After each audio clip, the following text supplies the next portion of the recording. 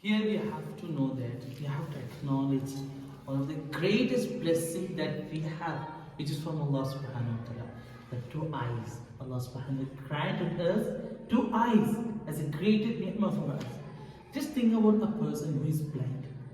You know, he never see his parents, how do they look like. He doesn't know how does the world look like. He doesn't know the wonders and creations of Allah subhanahu wa ta'ala. He's blind. At the same time, just think about us. We are so blessed. We are contemplating the creations of Allah subhanahu wa ta'ala. We know who is my parents, how do they look like. We know how does this look like.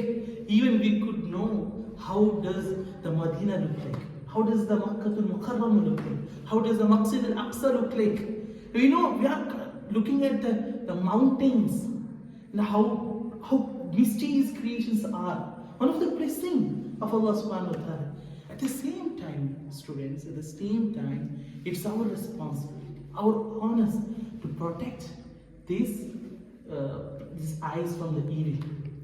Imam Ghazali rahimahullah says that this is ni'matul kufran, that the ultimate transgression, that using one of the greatest of the blessing of Allah subhanahu wa ta'ala to commit sins, to watch into the evils. You know, Allah gave this, Allah granted this the greatest ni'mah. At the same time, we have a responsibility to guard this. And at the same time, even there is a blessing for the blind. Don't think that we are completely deprived of the blessing of Allah subhanahu wa ta'ala.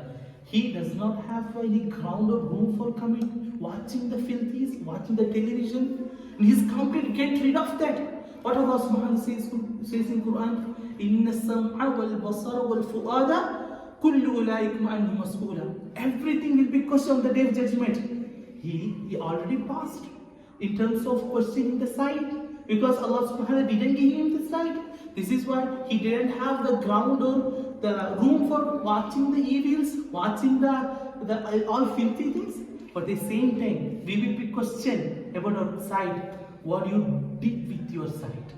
And the angels will come with the suhfa, they come with the book, and it will start to save. At the same time, our sight will stand against us.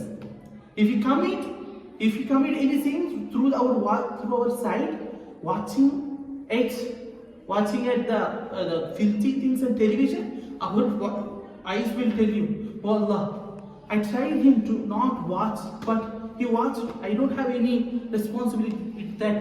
This is why we have a ni'mah. At the same time, it's our responsibility to purify, to protect our eyes from all kind of filthy things. Especially in this modernity, brothers, my students, in this modernity, you know, wherever you stretch your gaze, you know, you encounter with filthy things. Especially on the smartphone. You know, if you take the Instagram and the YouTube, any platform in social media, and we scroll down, we unexpectedly, without our knowledge, we tend to watch all kind of filthy and evil. This takes us to do with our eyes. This is why it is important to take care of eyes. You know, because the ulamas discussed that is one of it will reason to erect the wrath of Allah subhanahu wa ta'ala, because Allah granted this ni'mah. How dare us to do the filthy things and the commit sin through using the greatest ni'mah? You can't understand the value of your sight until you become the blind. This is why, you know, the value, we can understand the value when it comes against us. That when we blind, we could understand the value of sight. This is why this is very important. And Allah subhanahu wa ta'ala says in Quran, lower your gaze. It's very important. Lower your gaze. If a ghayr muharram girl is in front of you, lower your gaze. Lower your gaze. Allah subhanahu wa ta'ala says that. May Allah protect us from watching and seeing all kind of filthy and haram. Amin ya Rabbi.